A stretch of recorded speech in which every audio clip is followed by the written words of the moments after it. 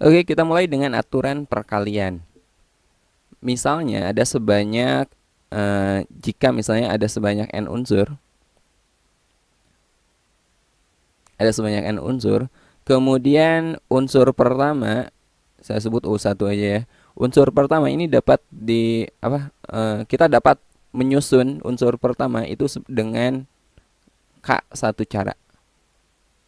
Kemudian unsur kedua dapat disusun dengan K2 cara.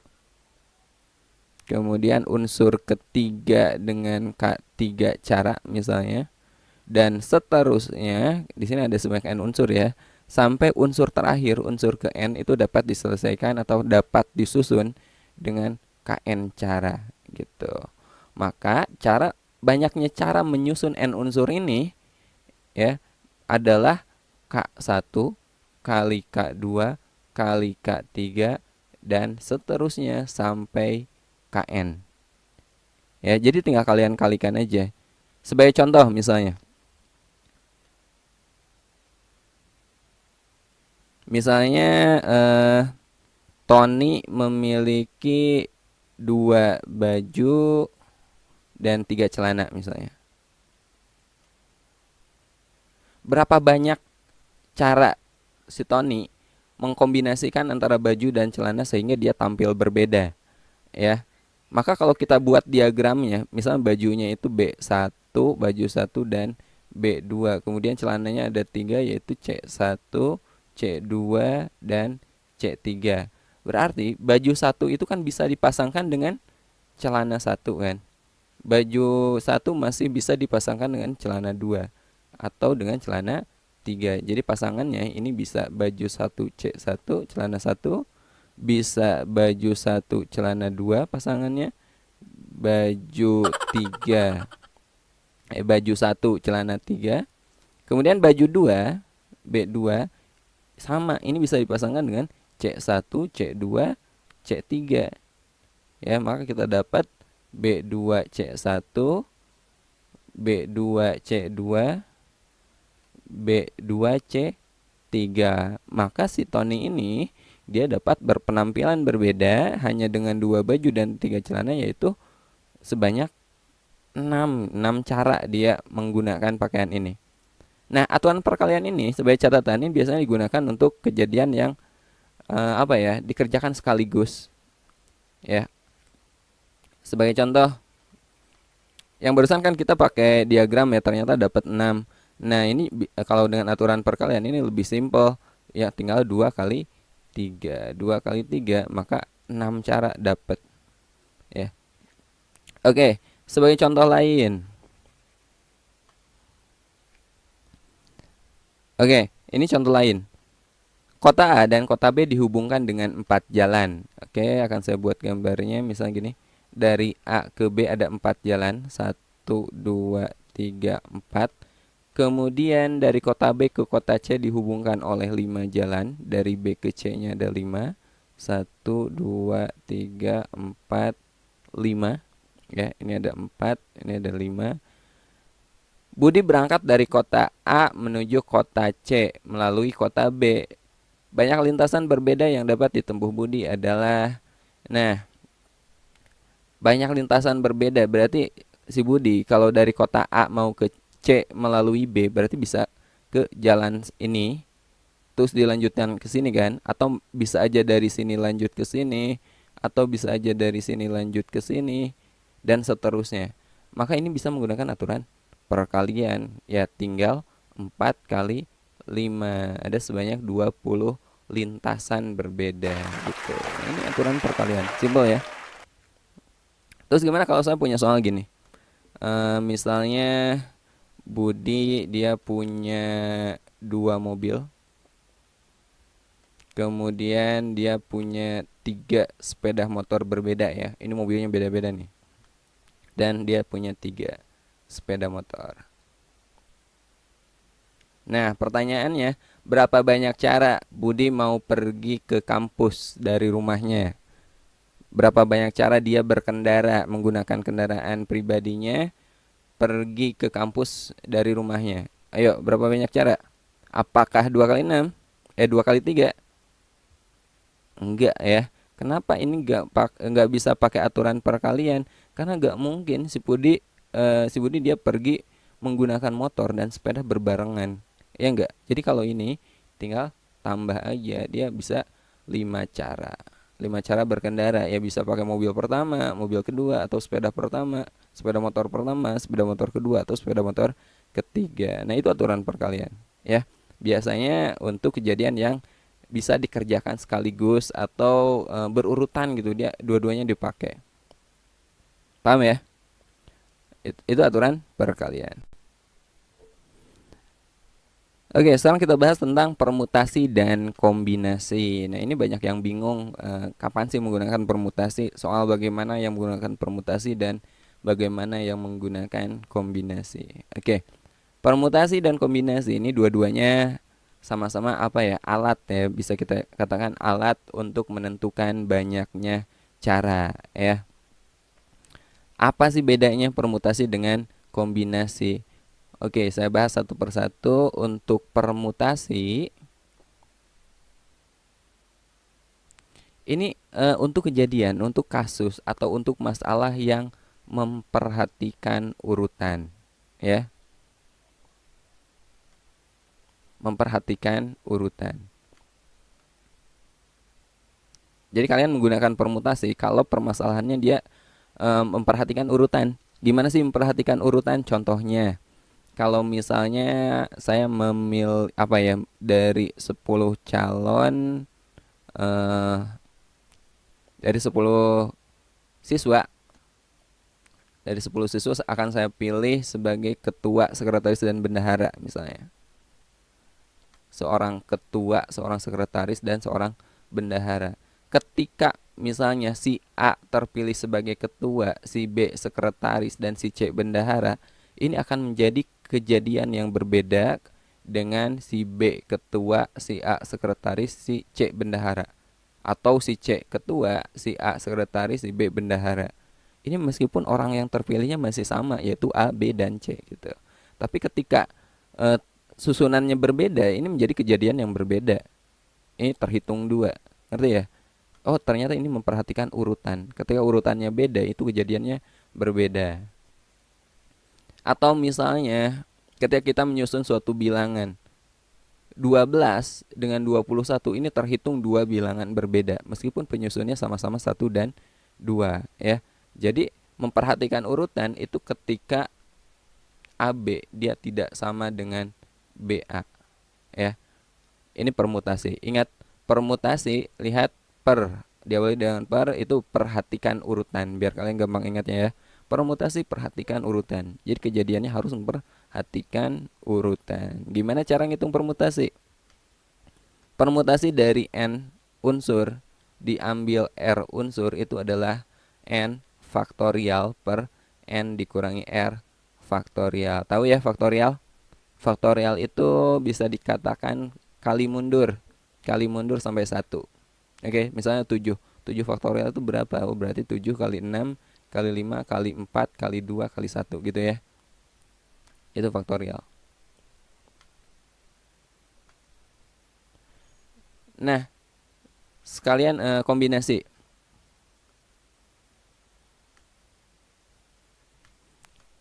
Kombinasi sama, ini alat untuk menentukan banyaknya cara, cuman beda dengan permutasi. Kalau kombinasi ini tidak memperhatikan urutan.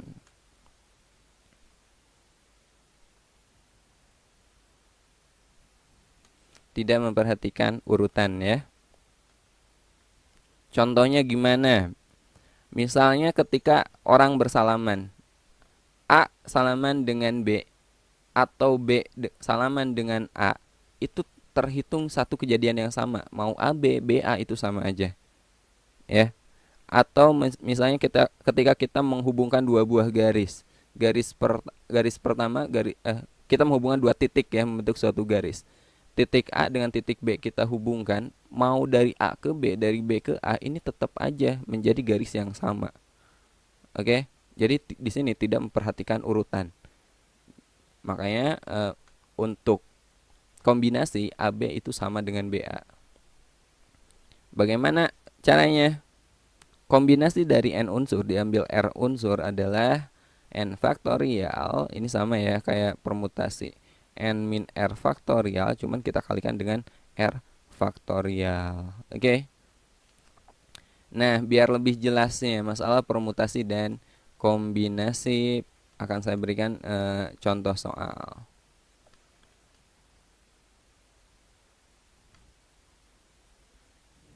Oke, perhatikan di sini saya siapkan dua contoh soal. Soal pertama, dari 10 calon pengurus OSIS akan dipilih ketua, sekretaris, dan bendahara. Banyak cara memilih pengurus OSIS adalah dari 10 akan dipilih 3 orang ya sebagai ketua, sebagai sekretaris, dan sebagai bendahara. Misalnya ketika si A ketua, si B sekretaris, si C bendahara, ini beda kejadiannya. Kalau misalnya si B ketua, si A sekretaris, dan si C bendahara. Untuk itu ini kejadian yang memperhatikan urutan ya. Kalau memperhatikan urutan gimana caranya? Apa yang kita gunakan? Permutasi ya. Permutasi dari n unsur diambil r unsur. Di sini oh ya tadi formulanya masih ingat ya? Formulanya dari n diambil r itu n faktorial per n min r faktorial gitu kan. Di sini ada 10 calon. Akan dipilih ketua, sekretaris, dan bendahara. Akan dipilih 3 orang gitu dari 10. Permutasi dari 10 diambil 3 berapa ya? 10 faktorial per 10 dikurangi 3, 7 faktorial. Ini sama aja dengan 10 kali 9 kali 8. Ini 7 ini kan masih kali mundur. Kita berhenti aja di sini. 7 faktorial per 7 faktorial.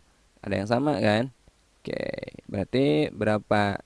8 kali 7, 72. 72 kali 10, 720 pasangan berbeda. Jawabannya A. Ini menggunakan permutasi. Nah, sebagai pembanding lihat contoh soal kedua. Dari 10 orang finalis, sama ya, 10 nih. Dari 10 orang finalis suatu kelompok suatu lomba kecantikan akan dipilih secara acak 3 yang terbaik. Akan dipilih 3 yang terbaik. Sama, dari 10 akan dipilih 3. Tadi juga ini 10 diambil 3 kan. Cuman di sini tidak dibedakan yang terbaik itu sebagai juara 1, juara 2, dan juara 3. Pokoknya 3 orang aja itu yang terbaik. Tapi nggak dibedakan mana yang lebih baik gitu. Nah, berarti kalau misalnya A yang terpilihnya A, B, C sebagai yang terbaik, atau B, A, C sebagai yang terbaik, atau C, B, A, ini sama aja. Mereka 3 yang terbaik gitu. Urutan di sini nggak diperhatikan. Maka ini kejadian yang banyaknya cara kita menggunakan kombinasi ya, tidak memperhatikan urutan. Kombinasi dari 10 diambil 3. Maksudnya rumusnya tadi C dari n diambil r itu adalah n faktorial per n min r faktorial kali r faktorial gitu kan. Berarti ini 10 faktorial per 10 dikurangi 3, 7 faktorial terus r faktorial 3 faktorial. Berapa? 10, 9, 8, 7, berhenti aja di sini. Ini 7 faktorial, 3 faktorial itu 3 kali 2 kali 1 kan. Oke. 8 dibagi 2, 4. 9 dibagi 3, 3. 3 kali 4, 12 dikaliin 10, 120. Ternyata ada sebanyak 120 cara ya. Meskipun sama-sama dari 10 diambil 3 kan. Kejadiannya tapi beda. Maka hasilnya beda. Oke, bisa membedakan ya. Permutasi untuk kejadian yang memperhatikan urutan. Kalau kombinasi tidak memperhatikan urutan.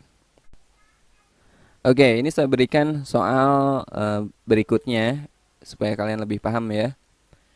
Diketahui 7 titik dan tidak ada 3 titik ataupun lebih yang segaris. Banyak segitiga yang dapat dibentuk dari titik-titik tersebut adalah ada 7 titik yang posisinya tersebar secara acak misalnya.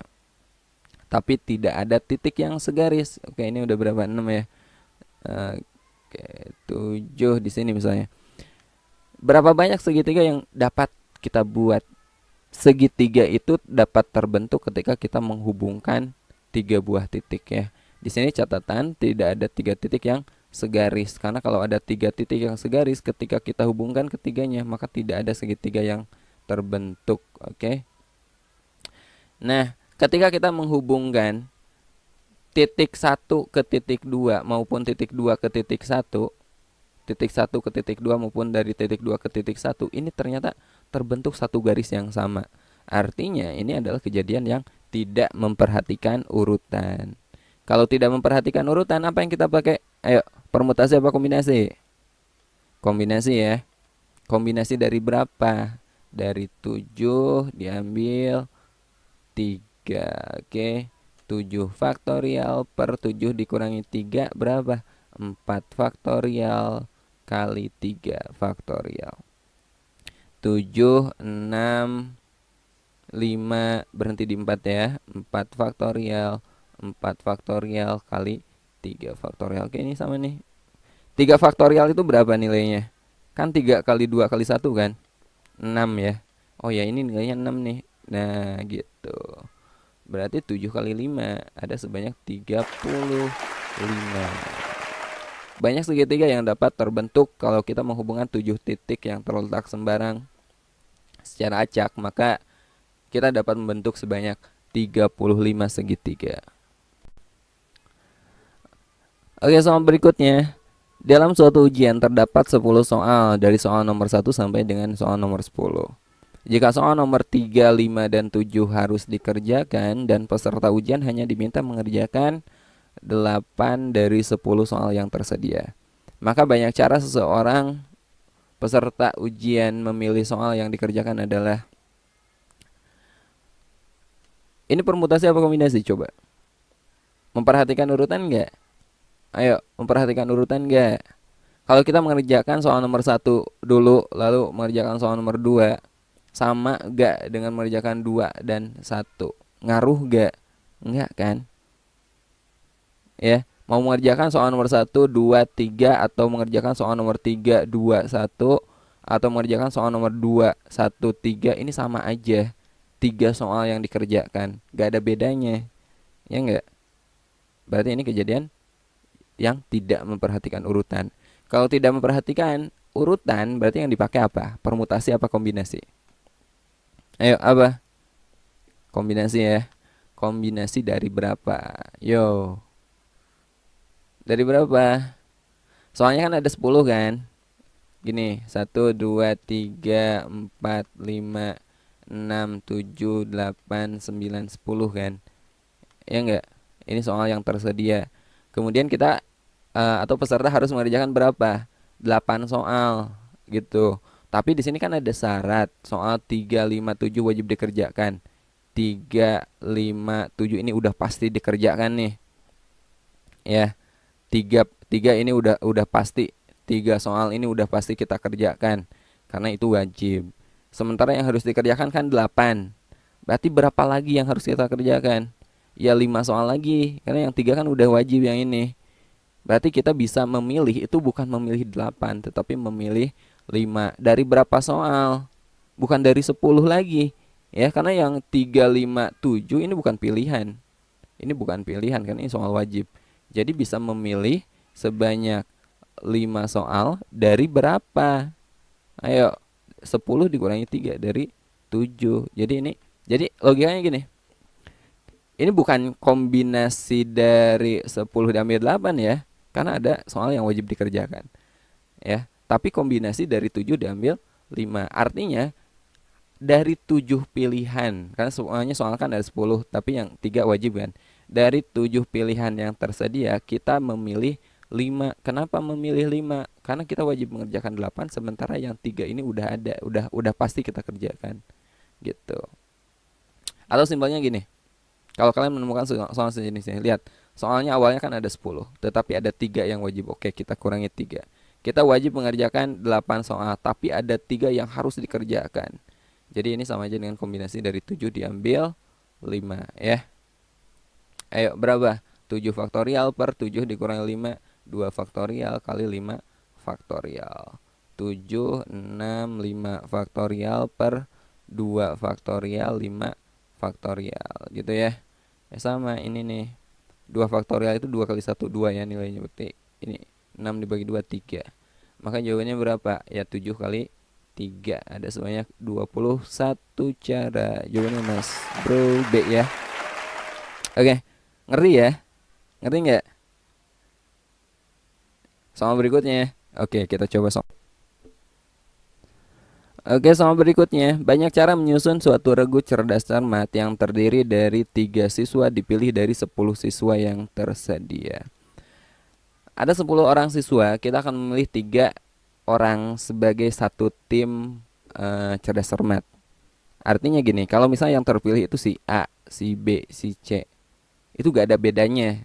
Kalau yang terpilih si B, si A, si C, si C, si B, si A, ini 3 orang yang sama, bagaimanapun susunannya mereka adalah satu tim gitu. Gak ada bedanya. Jadi sini gak memperhatikan urutan. Tidak memperhatikan urutan berarti kita menggunakan kombinasi ya. Dari 10 dipilih 3. Gimana? 10 faktorial per 10 kurangi 3 itu 7 faktorial kali 3 faktorial. 10, 9, 8, 7 faktorial per 7 faktorial. 3 faktorial itu 3 kali 2 kali 1. Oke, ini 7 faktorial sama 9 dibagi 3, 3 ya. 8 dibagi 2, 4. Jadi berapa? 3 kali 4, 12 kali 10, 120 cara. Jawabannya Jawabannya B. Oke, contoh berikutnya. Dari 20 siswa yang berkumpul, mereka saling berjabat tangan. Maka banyak jabat tangan yang terjadi adalah kalau si A jabat tangan dengan si B, sama nggak dengan B jabat tangan dengan A? Sama kan? Terjadi satu jabat tangan gitu kan. Jadi mau AB atau mau BA itu sama aja jabat tangan, ya nggak? Jadi di sini tidak memperhatikan urutan. Tidak memperhatikan urutan pasti menggunakan kombinasi ya. Kombinasi dari berapa? Dari 20 siswa. Kalau jabat tangan itu terjadi antara berapa orang? Pasti 2 kan. Satu jabat tangan itu terjadi ketika 2 orang gitu. 2 orang berjabat tangan itu satu jabat tangan. Oke, dari 20 kita ambil 2 berarti 20. 20 faktorial. Oke, 20 dikurangi 2 18 ya. 18 faktorial kali 2 faktorial. 20 kali 19 kali 18 faktorial per 18 faktorial 2 faktorial. Oke, ini sama nih. 2 faktorial itu kan 2. 20 dibagi 2 kan 10. 10 kali 19 190. Oke, 20 orang berkumpul, mereka saling berjabat tangan. Ternyata itu kalau kita hitung ada sebanyak 190 jabat tangan. Gak percaya? Coba hitung sendiri ya. Buktikan kalau ada 20A sampai apa gitu. Nanti pasang-pasangkan bisa AB, AC gitu kan. Dan seterusnya pasti 190. Oke, contoh berikutnya. Bilangan terdiri dari 3 angka disusun dari angka 2, 3, 5, 6, 7, dan 9. Banyaknya bilangan dengan angka-angka yang berlainan dan lebih kecil dari 400 adalah. Oke, ini akan kita selesaikan menggunakan filling slot ya, pengisian tempat. Bilangan terdiri dari 3 angka. 3 angka, oke, kita sediakan 3 slot, 3 tempat. Jadi ini tempat pertama ini untuk satuan ya. Ini untuk satuan nih. Ini untuk satuan, ini untuk puluhan, dan ini untuk ratusan. Ya. Bilangan terdiri dari 3 angka disusun dari angka-angka ini. Banyaknya bilangan dengan angka-angka yang berlainan. Berlainan artinya gak boleh ada angka yang sama ya. Gak boleh misalnya angkanya misal 223. Ini duanya ada 2 kali nih. Gak boleh. Harus berlainan gitu. Angka-angka yang berlainan yang lebih kecil dari 400. Oke, caranya gini. Angka yang lebih kecil dari 400 berarti yang boleh menjadi ratusan itu hanya 2 atau 3 gitu kan. 2 dan 3 nih yang boleh jadi ratusan kan 200 sekian, 300 sekian. Maka tempat untuk ratusan ini kita isi dengan 2. Artinya ada kita bisa memilih dengan 2 cara. Untuk memilih ratusan bisa 2 atau 3. Paham ya? Ini 2 itu dari mana? Dari sini kita dapat memilih angka 2 atau angka 3 sebagai ratusan. Berikutnya, di sini angkanya ada berapa? 1, 2, 3, 4, 5, 6 kan? 6 semuanya. Salah satu pastinya dipakai untuk ratusan. Berarti yang tersisa tinggal berapa? Tinggal 5 lagi. Nah, dari 5 yang tersisa itu bisa kita pilih sebagai puluhan. Kenapa memilih puluhan hanya 5? Kenapa enggak 6? Karena tadi kan harus berbeda kan.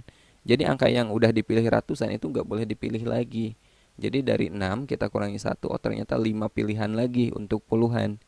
Untuk satuan ada 6 kan. Udah dipakai 1 ratusan, 1 puluhan, berarti kan tinggal 4 lagi. Jadi yang 4 yang tersisa itu bisa kita jadikan satuan. Ini tinggal dikaliin aja ya. 2 kali 5, 10, 10 kali 4, 40. Ada sebanyak 40 bilangan 3 digit berbeda, nanti yang nilainya kurang dari 400. Oke, jawabannya C. Nah, ini soal beda lagi nih. Banyak susunan kata yang dapat dibentuk dari kata wiyata. Kalau misalnya ini kita acak, kita susun kata baru, berapa banyak kata yang bisa kita buat. Tapi masalahnya di sini ada huruf yang sama ya. A sama. Ada lagi nggak? Nggak ada. Oke. Nah, ini materi tentang permutasi unsur yang sama. Caranya gimana? Permutasi unsur sama. Gini, pertama tentukan dulu ini banyaknya unsur, totalnya ada berapa. 1, 2, 3, 4, 5, 6 ya. Ada sebanyak 6, jadi 6 faktorial gitu. Kita bagi dengan banyaknya unsur yang sama, tapi di sini yang sama kan cuma A aja ya. Jadi kita bagi dengan A-nya ada berapa? Ada 2, kita bagi dengan 2 faktorial ya. Berapa? 6, 5, 4, 3, 2 faktorial per 2 faktorial. Coret. Oke. Berapa? 6, 4 kali 3 12 ya. Ini 30, 3, 120, 360. Ya, sebanyak 360. Paham nggak? 6 dari mana? Semua unsur. 2-nya dari mana? Unsur yang sama. Gimana kalau unsur yang samanya lebih banyak? Misalnya kita akan menyusun dari kata matematika.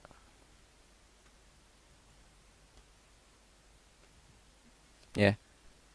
Maka permutasi unsur yang samanya berapa? Ini ada berapa? 1, 2, 3, 4, 5, 6, 7, 8, 9. Ada 10 ya. 10 faktorial. Ini semua unsurnya. Kemudian unsur yang samanya A ada berapa? 1, 2, ada 3. 3 faktorial. Ada lagi yang sama enggak? T ya. 1, 2, ada 2. 2 faktorial. Ada lagi? M. 1, 2, ada 2. 2 faktorial. Nah ini ya. Jadi yang atas ini banyaknya unsur, yang bawah adalah banyaknya unsur yang sama. Nah, itu cara menentukan permutasi unsur yang sama. Oke, soal terakhir. Dalam sebuah keluarga yang terdiri dari ayah, ibu, dan 5 orang anaknya akan makan bersama duduk mengelilingi meja bundar. Jika ayah dan ibu duduknya selalu berdampingan, maka banyak cara mereka duduk mengelilingi meja bundar adalah. Nah, ini namanya permutasi siklik. Ya, jadi kalau kita menyusun suatu unsur banyaknya n unsur, kita susun secara melingkar. Ya, kalau misalnya ada n unsur,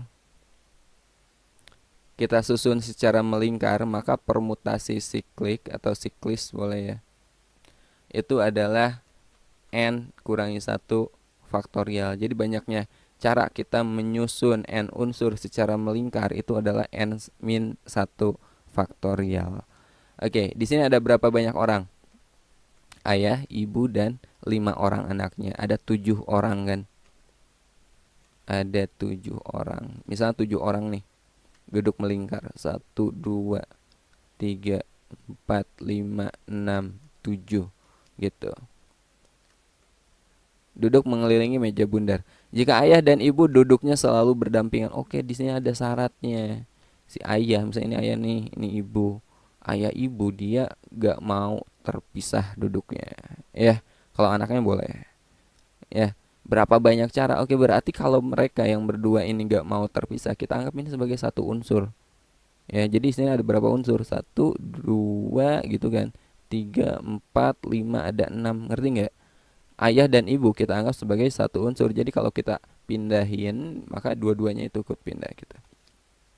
Tadi kalau dari n unsur kan n-1 faktorial kan, ya. Maka permutasi siklisnya di sini kita anggap tadi ada 6 unsur ya, karena ayah dan ibu kita anggap sebagai satu. Jadi 6-1 faktorial gitu, n-1 kan.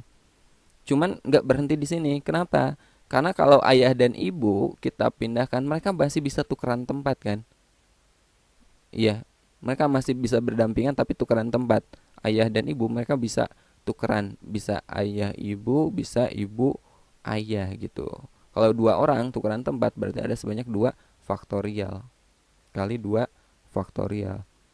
Gimana kalau 3 orang yang tidak mau terpisah? Oh, berarti mereka bisa tukeran tempat 3 faktorial gitu. Jadi berapa? 5 faktorial kali 2 faktorial. 5 faktorial itu kan 5 kali 4 kali 3 kali 2 gitu, kali 1. 2 faktorial itu 2 kali 1. Berapa? 5 kali 2 10 kan. Ini 4 kali 3 12. 12 kali 2 24 kali 10 240. Ada sebanyak 240 cara